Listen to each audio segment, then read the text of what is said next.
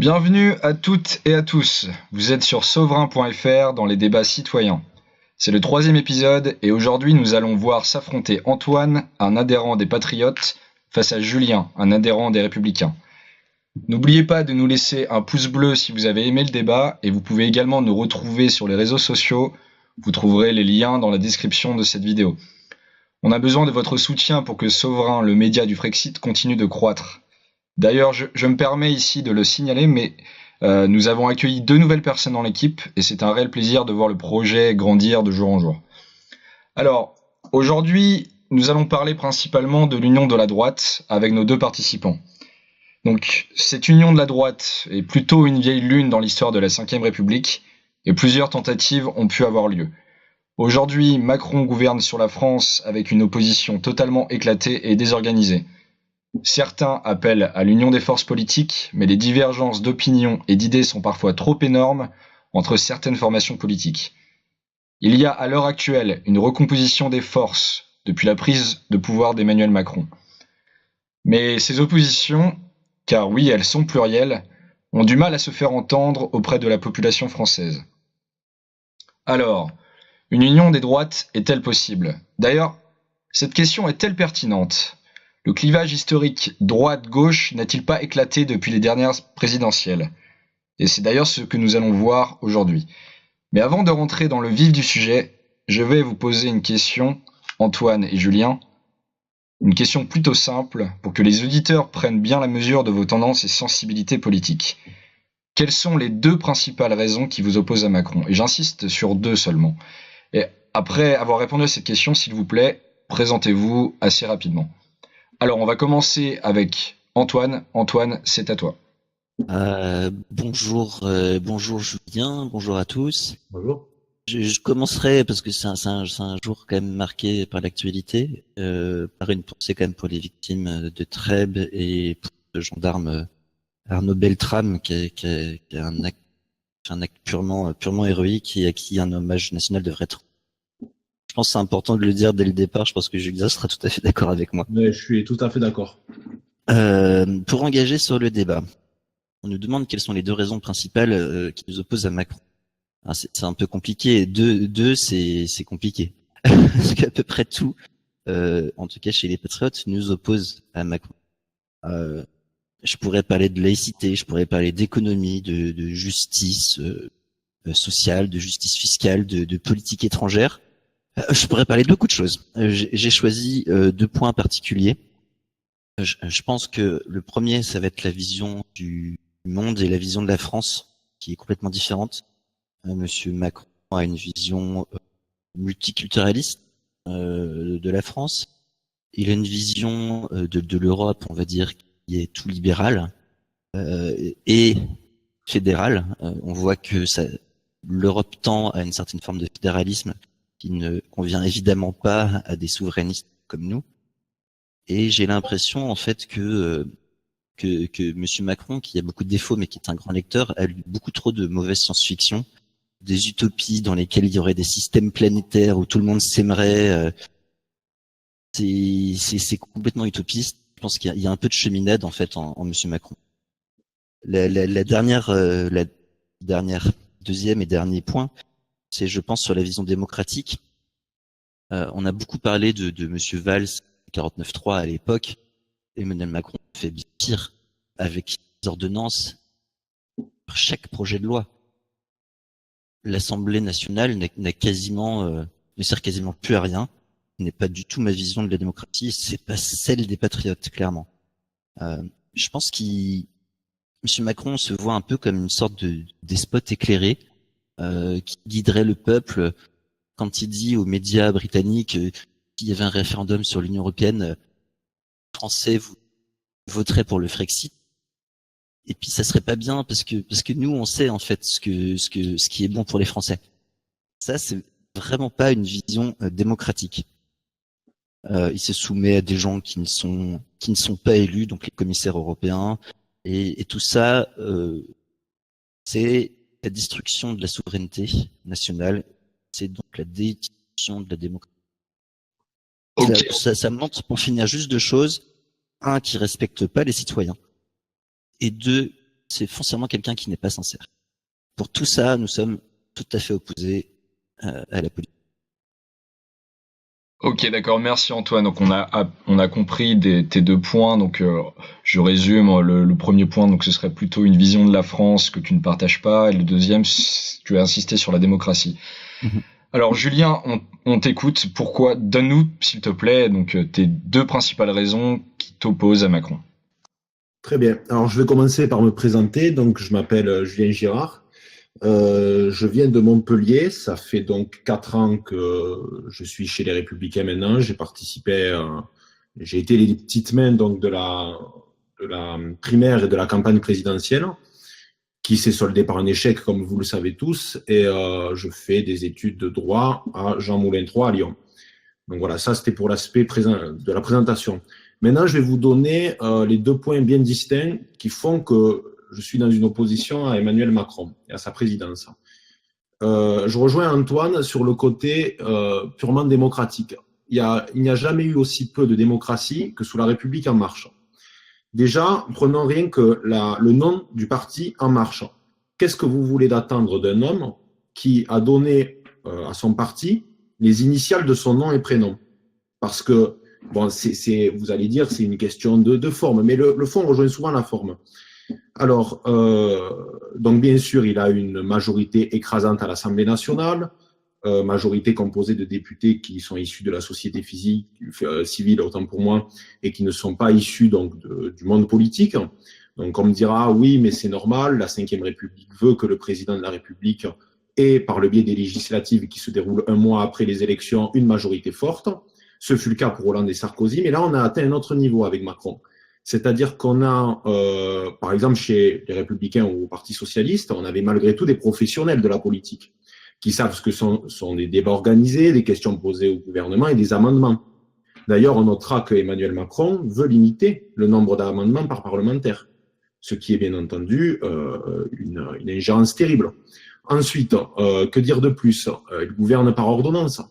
Alors certains juristes vous diraient oui, il est dans son droit, c'est l'article 38 de la Constitution, il peut le faire, il a été élu, il est légitime. Mais Emmanuel Macron, je le vois un peu comme la Constitution de la 4ème République, c'est-à-dire que, comme disait De Gaulle, un tiers l'a approuvé, un tiers l'a rejeté et un tiers l'a ignoré. C'est-à-dire que Macron, aujourd'hui, il a été élu que par 20% de l'électorat français. Et bien sûr, le parti ne tient que pour sa figure. Le jour où Macron part d'En Marche, où il aura fait ses mandats, En Marche implosera.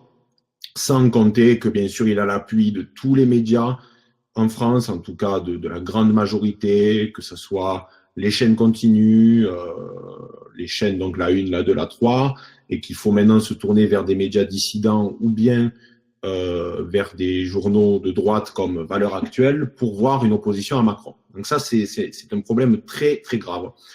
L'autre aspect, il est bien particulier, il y en a plein d'autres, mais c'est vraiment les deux qui me gênent principalement. C'est l'islam radical et le terrorisme en général. C'est-à-dire que, comme l'a rappelé Antoine hier, il s'est passé quelque chose d'extrêmement dramatique, encore une fois un attentat sur notre sol. Et c'est la première fois qu'Emmanuel Macron a cité le terme de terrorisme islamique. C'est-à-dire qu'il a fallu 6 mois et à peu près plus de 200 morts pour que Macron ose donc mentionner le nom de l'ennemi.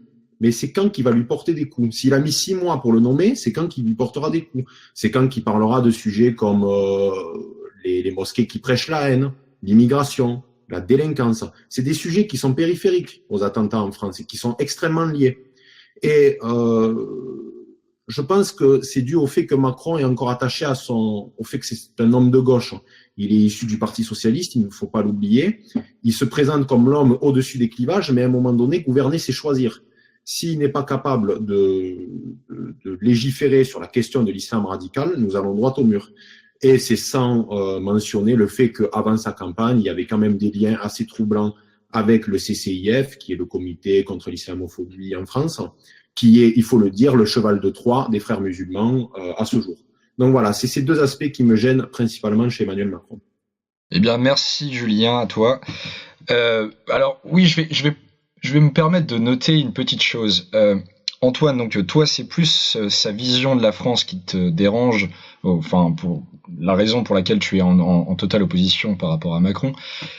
Et toi, Julien, c'est plus sur sa pratique du pouvoir. Mais je suis assez surpris que vous n'ayez jamais mentionné les politiques économiques et sociales. Mais on y reviendra peut-être. Avant, on va essayer de se focaliser sur le sujet d'aujourd'hui. Et malheureusement, on est obligé de se focaliser sur un sujet malgré le fait malgré l'actualité fournie du moment. Et oui, effectivement, une pensée sincère et forte à Arnaud Beltrame, qui était lieutenant-colonel de la gendarmerie, qui a agi en héros. Donc, si vous me le permettez, on va essayer de se focaliser donc sur vraiment les forces politiques et l'union des droites. Alors, une question simple. Dans quel état est la droite d'aujourd'hui? Et s'il vous plaît, est-ce que vous pouvez me donner une définition de la droite française en 2018? Antoine, si tu peux répondre. Et par ailleurs, Antoine, tu as oublié de te présenter, donc en 2 mots, si tu pouvais te présenter rapidement. Merci. C'est vrai, j'avais oublié. Donc je m'appelle Antoine Béranger, je suis référent adjoint des Patriotes en Loire-Atlantique et je viens de la gauche souverainiste. J'étais adhérent auparavant au mouvement républicain citoyen. C'est le mouvement créé par Chevènement à l'époque. Voilà. Pour essayer de définir la droite, c'était quand j'ai vu la question, j'ai un peu bugué. C'est très difficile. Je me suis posé la question déjà d'essayer de différencier, on va dire, les mandats de messieurs Sarkozy et Hollande. Et j'avais l'impression, simplifié, que la seule différence était quasiment le mariage pour tous. Donc une question sociétale. J'ai essayé de comparer les propositions de monsieur Juppé à la politique que fait monsieur Macron à l'heure actuelle. Je n'ai pas vu de différence. J'ai poussé le truc, j'ai essayé de comparer un peu ce que faisait monsieur Tsipras en Grèce à monsieur Kurz, donc le nouveau chancelier autrichien chrétien-démocrate qui s'est donc allié à l'extrême droite, et je n'ai pas vu de différence. L'Union européenne uniformise toutes les politiques. Il y a bien des différences dans les discours, mais dans les politiques elles-mêmes, il y en a plus. Il y a de ce fait une vraie inversion dans les discours par rapport aux années 80, où on parlait beaucoup des grands sujets régaliens, mais on esquivait beaucoup les discours sociétaux. Et maintenant, les questions importantes, on en parle très peu. Les seules différences sur lesquelles les politiques vont appuyer, ça va être justement les projets sociétaux. On l'a vu pour le mariage pour tous à l'époque, comment c'est parti, parce que tout ce qu'il nous reste, tout ce que l'Union européenne nous laisse, c'est ça. Du coup, il y a un espèce d'effet miroir sur ces sujets et sur la laïcité, notamment, où on va avoir une certaine complaisance, on va dire islamo-gauchiste à des fins électorales à gauche, et une certaine complaisance identitaire. Je tacle un peu, mais on l'a vu avec monsieur Fouquier, son histoire de Santon, sur le côté identitaire chrétien, etc. Donc, pour essayer de définir, du coup, je me suis rapatrié, on va dire, sur ce qu'essaye de faire monsieur Dupont-Aignan avec Debout la France, qui appelle à une union des droites qui, pour moi, me semble possible. Là encore, je mets un petit tacle à Debout la France, moi, mais je pense que réellement le but de monsieur Wauquiez, ce dont il rêve secrètement la nuit, c'est de se retrouver au second tour contre un membre de la famille Le Pen, quel qu'il soit, en 2022. C'est la meilleure façon de gagner une élection présidentielle en France. On commence à être habitué. Je pense que cette union des droites, je me demande si c'est pas fait plus pour monsieur Dupont-Aignan pour recentrer un peu son image et légitimer, on va dire, les choix qu'il a fait il y a quelques mois. Ce que monsieur Dupont-Aignan veut, c'est l'union pour la majorité présidentielle. Exactement ça. Mais le FN ne pourra jamais se rapprocher à ça, parce que tabou FN en France, clairement, et DI est parti du côté des centristes. Du coup, je vois pas ça se faire. Définir la droite en 2018, pour moi, c'est accepter le fait que il y a une tendance, on va dire, plus identitaire qui va être marquée parce que Macron a pris une place énorme au centre. Alors c'est très intéressant parce qu'en gros, toi tu nous parles de la droite qui se définit plutôt sur des questions sociétales. Et on a vu effectivement des mouvements allant dans ce sens-là. Alors, Julien, toi, tu es chez les Républicains. Je suis très intéressé pour entendre ta réponse sur une définition de la droite française en 2018. Alors, la question, elle est extrêmement large, parce qu'est-ce qu'on parle de la droite ou des droites? Je vais dissocier ce que j'appelle la droite traditionnelle, c'est-à-dire la droite UMP, les Républicains, tout ça, de l'extrême droite, c'est-à-dire le Front National, quoi. Parce que pour moi, la droite et l'extrême droite, c'est pas pareil, comme la gauche et l'extrême gauche, c'est pas la même chose. On les a mis sur un échiquier politique avec la vision gauche-droite, et pour moi, c'est pas aussi proche que ce qu'on le pense. Il y a des différences évidentes que nous verrons, je pense, plus loin dans le débat. Et pour moi, le visage de la droite, on va parler donc de la droite traditionnelle. Moi, je vais vous parler de les Républicains, puisque c'est le parti que je défends. Donc, je vais vous parler de celui-ci. Donc, pour moi, la droite française, elle est historique et elle va jouer un rôle majeur en France dans les années à venir, et c'est certain. Ça reste, malgré ce que les médias veulent faire penser, la première force d'opposition du pays. C'est-à-dire que les Républicains, aujourd'hui, au niveau donc du Parlement et du Sénat, sont la première force d'opposition, même s'ils sont en infériorité numérique, face à la République en marche. Et pareil, au niveau du nombre d'adhérents, à jour de leur cotisation, je crois que même c'est le premier parti de France parce qu'il surpasse la République en marche. C'est à regarder au niveau du nombre d'adhérents, mais il me semble que c'est exact. Donc, il est vrai que la droite traditionnelle a connu un cataclysme parce que jamais la droite n'a été dans une telle position de faiblesse. On n'a jamais été pas présent au second tour. Et c'est un véritable problème. Mais elle essaye de se refonder. Il y a eu des ateliers de la refondation. Il y a eu vraiment un véritable travail de la droite sur elle-même. Je prends un exemple. Il suffit de regarder aujourd'hui le Parti socialiste, qui est aussi un parti traditionnel de gauche, mais qui aujourd'hui est en mort clinique. C'est-à-dire que c'est le radeau de la Méduse. Il n'y a aujourd'hui plus de cadres au Parti socialiste. Les têtes connues sont presque toutes parties en marche ou soit n'exercent plus. Alors que, par exemple, on va prendre les Républicains. Je sais que c'est pas des personnalités qui sont aimées de tous les Français, justement. Mais regardez, que ce soit Monsieur Wauquiez, Madame Pécresse, Christian Jacob, Éric Woerth, et même d'une certaine manière, Nadine Morano, ce sont des gens qui sont présents dans le paysage politique français. Ils représentent une forme d'opposition. Et en plus d'avoir cette forme d'opposition donc, qui est bien présente, on a une sorte de relève. On a de nouveaux personnages qui font leur surface. Je pense à Geoffrey Didier, qui est un avocat et qui devient en quelque sorte le bras droit de Monsieur Wauquiez. Tout ça, le PS, il ne l'a pas.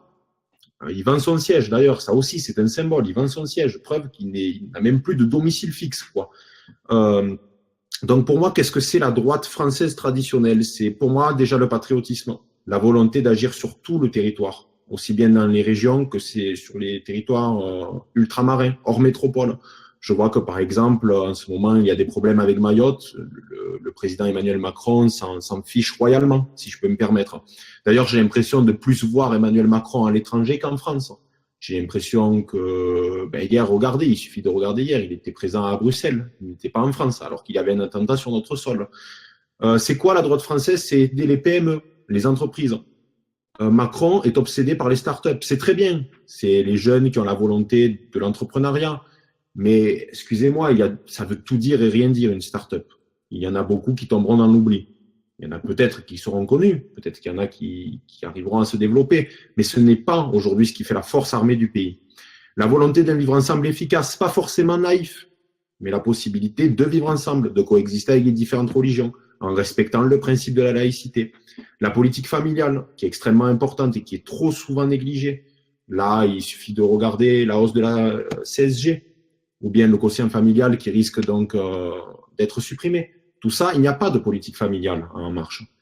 Et tout ça, pour moi, c'est cette vision de la droite. C'est aussi une vision liée à l'agriculture, qui est un héritage de l'ère Chirac. Et tout ça, pour moi, c'est ce qui fait la droite en 2018, qui renaît petit à petit de ses cendres. Voilà. Alors merci pour ces éclaircissements. Donc on voit un peu mieux justement vos définitions de la droite. Alors moi, j'ai envie de vous amener sur un terrain un petit peu actuel, justement. Donc la gauche et la droite sont historiquement des réalités politique depuis la Révolution, dira-t-on. Mais est-ce qu'aujourd'hui, du fait de l'Union européenne, qui je le rappelle est un petit peu notre cheval de bataille à Sovereign, c'est vraiment, nous pensons que c'est l'alpha et l'oméga de toutes les politiques du continent et des politiques nationales, est-ce que vous ne pensez pas qu'un nouveau clivage a émergé depuis plusieurs années, et notamment depuis Maastricht en 92, un clivage souverainiste, européiste, et qui serait plus pertinent justement pour parler de la politique, des politiques internationales et nationales en 2018. Alors Antoine, je te donne la parole. Pour moi, le clivage souverainiste européiste, c'est évident. Si je reprends les mots de Julien, quand il parle par exemple de l'agriculture qui est fortement ancrée dans l'héritage de Jacques Chirac, notamment au sein des Républicains, quelle agriculture au sein de l'Europe? Quand on a du CETA, quand on a du Mercosur, comment on peut défendre les agriculteurs dans ce cadre-là? C'est pour moi complètement contradictoire et il faut vraiment se poser la question en d'autres termes. Je pense que au-delà du clivage souverainiste européiste, c'est un clivage entre démocrates et oligarques. C'est un clivage entre des républicains réels et des monarchistes eurobéats qui ont leur commissaire de droit divin.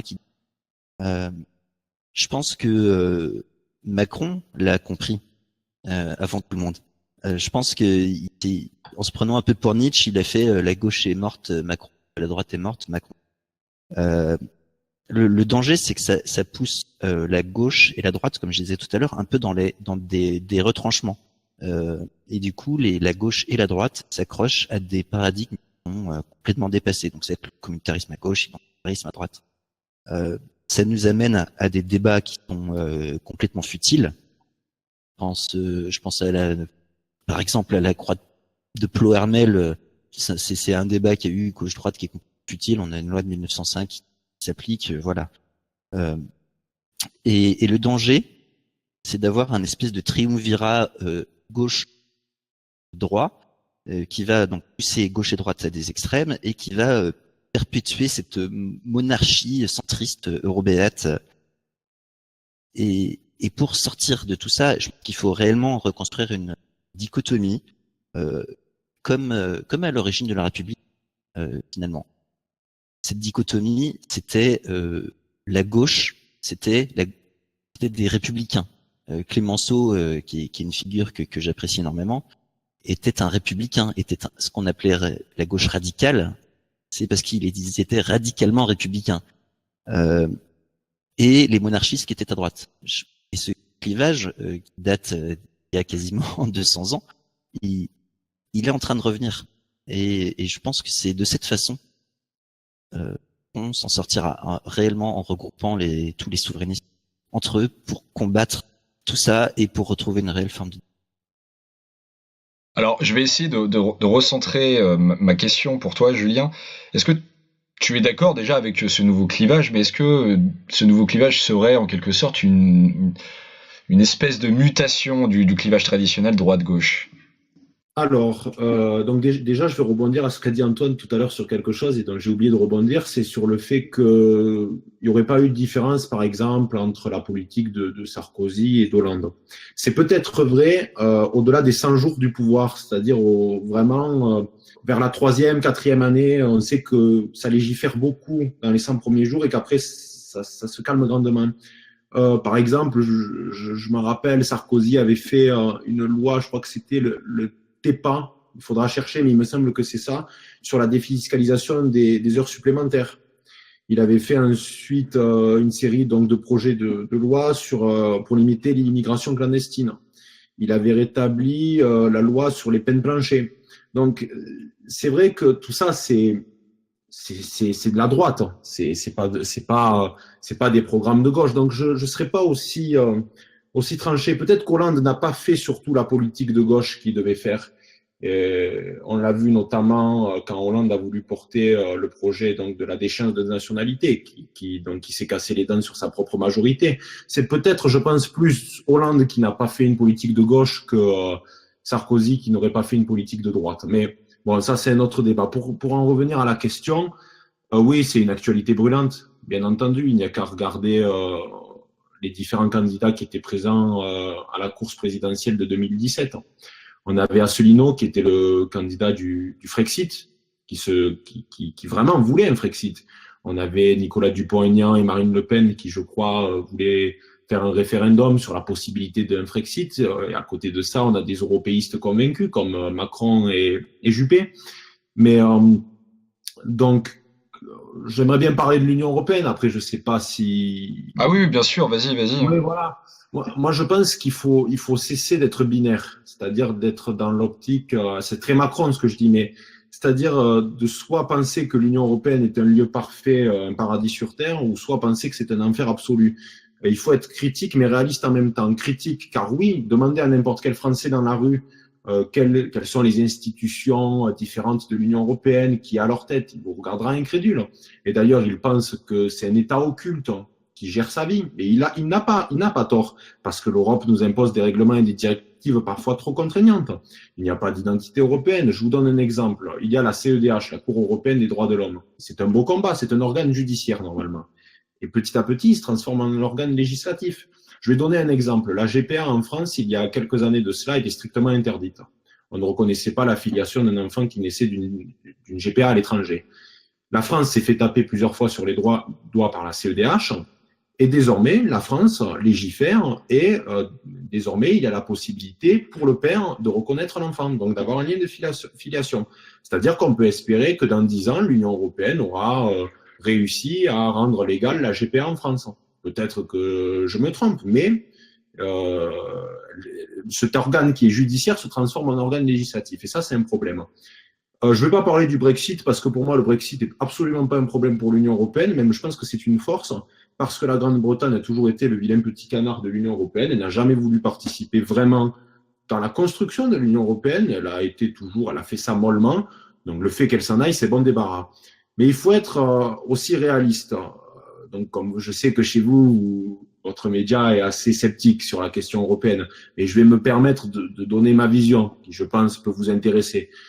Pour moi, si demain l'Union européenne implose, et que donc on se retrouve avec des États comme la France, l'Allemagne, qui donc doivent être seuls, la France n'arrivera pas à faire le poids face à des acteurs internationaux comme les États-Unis, la Chine ou la Russie. C'est dû notamment à sa taille.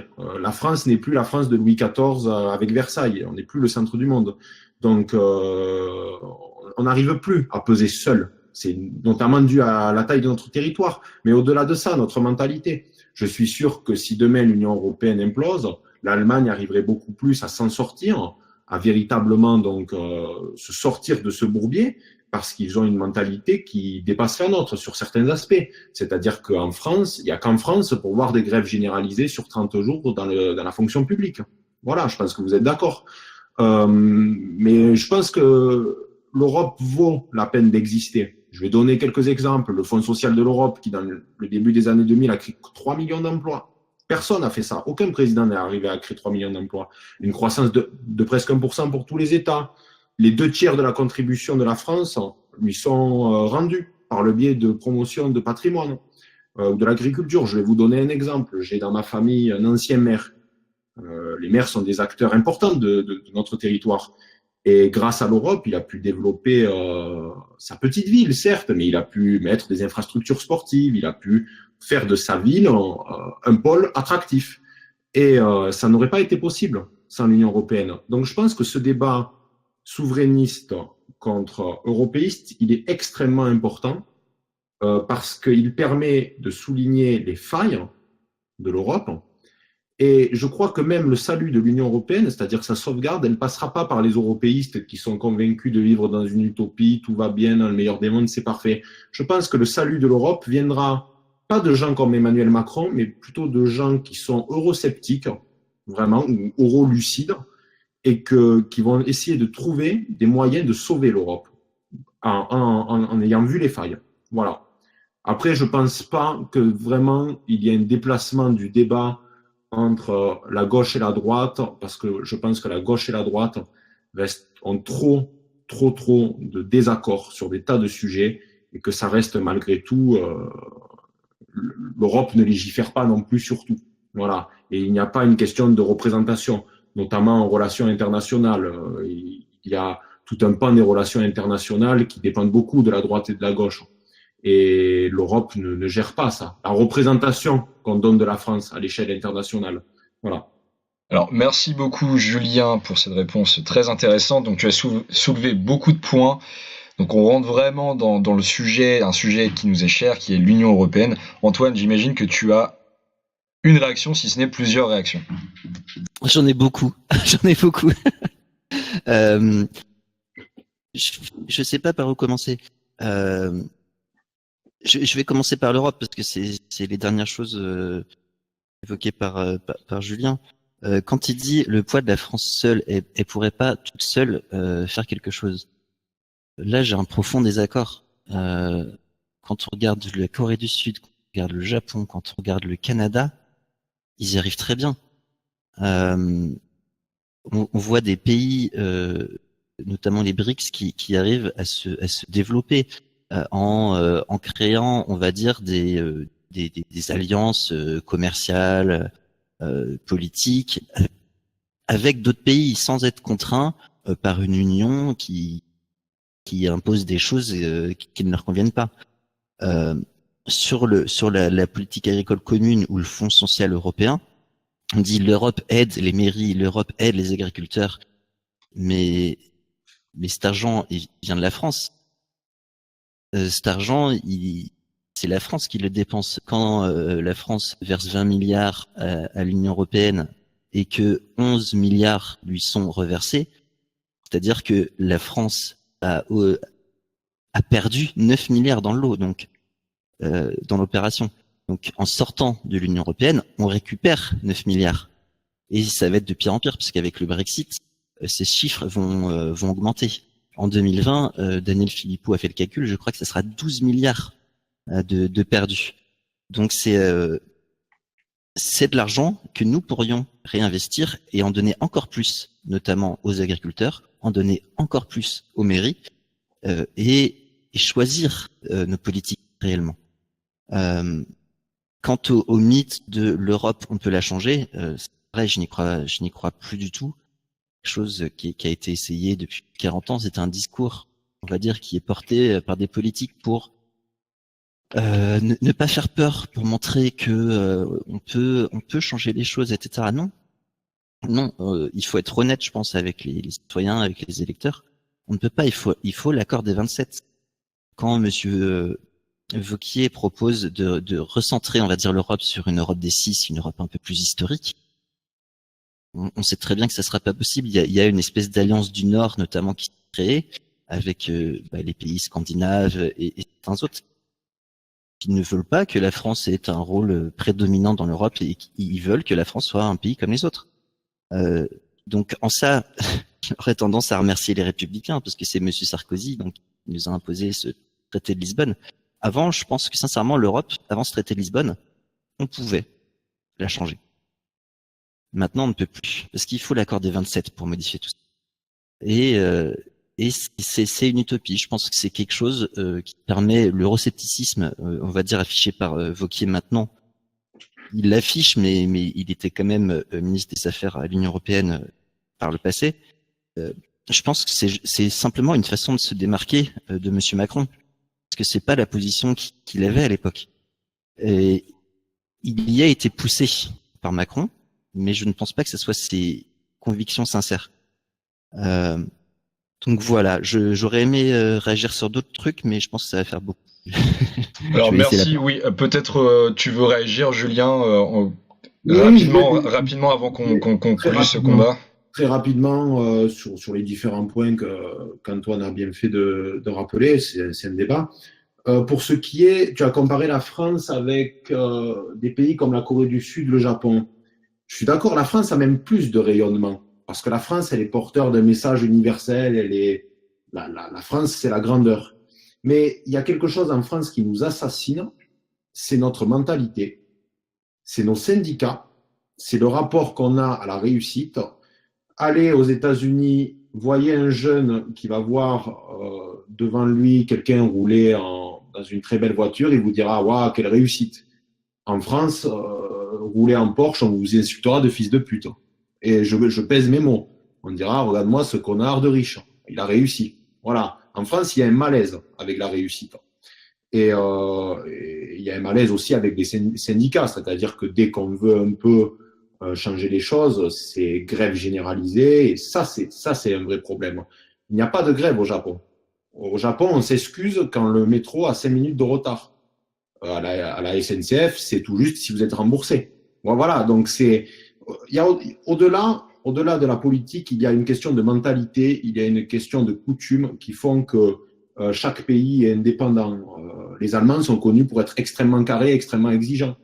C'est pas le cas en France. Nous ne sommes pas carrés, extrêmement exigeants. Donc, je pense qu'au-delà de la politique, il faut voir ça par le prisme même de la sociologie et des différentes mentalités. Il y a aussi un problème d'ordre en France. Quand vous allez en Chine, c'est la loi et l'ordre. C'est devenu une puissance, mais à quel prix? Est-ce qu'on a envie de devenir une de ces grandes puissances, mais en devenant un État extrêmement sécuritaire? Voilà. Il va falloir faire des choix. C'est de la réelle politique. On ne pourra pas s'affranchir sur la scène internationale. Regardez quand même. Désolé, je perds du temps, mais prenez les pays comme les États-Unis, la Russie et la Chine. Ces trois pays sont aujourd'hui les trois grandes puissances. Mais ces trois grandes puissances ont chacune des tares, ont chacune des gros problèmes internes. On ne va pas faire la politique interne des États-Unis, de la Russie et de la Chine, mais vous savez tous on va pas avoir le temps. Voilà, que le climat dans ces pays respectifs ne sont pas le même en France. On ne pourra pas garder tout en fait. C'est bien ça que je voulais dire. Ensuite, je pense que pour ce qui est de l'argent, oui, il y a une perte d'argent dans l'Union européenne. C'est indéniable. Ça serait faux. Je mentirais si je disais qu'il n'y avait pas une perte d'argent. Mais je pense qu'on en récupère aussi via les flux commerciaux, le fait que l'euro est une monnaie quand même assez stable et par le fait qu'il n'y ait plus de frais douaniers. Mais bon, et de toute façon, moi je pense que là où je rejoins Antoine, c'est que je pense qu'on a mis le doigt dans l'engrenage. Ça va être extrêmement difficile de changer l'Europe. Mais c'est pas grave, elle va mourir. Et quand elle sera morte, là, on apprendra des erreurs du passé, et sûrement qu'on en refera une autre, beaucoup plus sérieuse, avec une vraie politique commune, sans une perte de souveraineté massive. Je pense que ce sera quelque chose qui sera mieux pensé. Voilà, l'histoire se répète, de toute façon, c'est un cycle. Donc, si l'Europe meurt, vous pensez bien que ce qu'on appelle l'oligarchie ne va pas rester les bras croisés et dire, bon, ben tant pis, c'était un beau projet. Non, le projet sera relancé. Différemment, mais il sera relancé. Alors, cette transition est toute trouvée parce que je voulais vous poser une dernière question et au final, je pense que au moins vous êtes d'accord sur ce fait, sur cette solution, il faut laisser mourir, ou alors après on va pas parler des moyens pour la quitter ou pour laisser mourir cette Union européenne, mais n'y verrait-on pas là une convergence, plusieurs peut-être potentiellement entre les patriotes, le mouvement Les Patriotes et les Républicains? Antoine, s'il te plaît. Sur les idées en elles-mêmes, je ne pense pas. Sur l'électorat, possiblement. Chez les patriotes, on pense que la République découle de la démocratie, que cette même démocratie, elle découle de deux choses. C'est la souveraineté nationale, la souveraineté populaire aussi, et la laïcité. Sur la souveraineté populaire ou la souveraineté nationale, c'est un peu, je vais faire des raccourcis, excusez-moi, mais c'est un peu la même chose. Sortir de l'Europe est primordial. Julien disait, elle va se détruire toute seule. Mais personnellement, je ne peux pas attendre 10, 20, 30 ans avant que cela arrive. C'est pas possible. Et dire qu'on peut refaire une autre Europe, c'est de l'enfumage. Mais il n'y a pas que ça. Je pense que retrouver sa souveraineté, c'est aussi avoir donc une réelle politique énergétique. On n'en a pas parlé, on n'en parlera pas, mais on peut parler du nucléaire, de l'énergie renouvelable, etc. Il y a avoir une vraie politique agricole française. Ça me semble complètement crucial. et il y a aussi avoir des services publics forts pour rétablir la cohésion des territoires. Julien parlait de patriotisme, notamment ce qui se passait à Mayotte. C'est aussi à cause de la destruction des services publics. Et sur la laïcité, j'en ai déjà parlé tout à l'heure, on a vu les petits arrangements qu'il pouvait y avoir avec la loi qui, quand on commence à s'arranger avec la loi, ça ouvre la porte à bien des abus qui sont très dangereux. Voilà. Vous suivrez ma pensée. Eh bien, merci Antoine. Julien, c'est à toi de répondre et tu auras le mot de la fin. Après, donc, on va finir ce débat. Julien, on t'écoute. Déjà, la question, c'est donc est-ce qu'il y a des points de convergence entre les républicains et les patriotes? Je crois qu'ils partagent vraiment un point de convergence. C'est tout simplement c'est le patriotisme, c'est-à-dire l'expression du sentiment national qui, contrairement au nationalisme, est ni xénophobe ni antagoniste. On est supérieur aux autres, il n'y a pas de sentiment de supériorité. Oui, les républicains sont patriotes. Oui, les patriotes le sont, vu qu'ils en tirent leur nom. Mais comme les socialistes, comme le Front National, et comme, je pense, certains députés communistes ou provenant de l'extrême gauche, avec des variations, bien sûr, il y en aura qui seront plus patriotes que d'autres.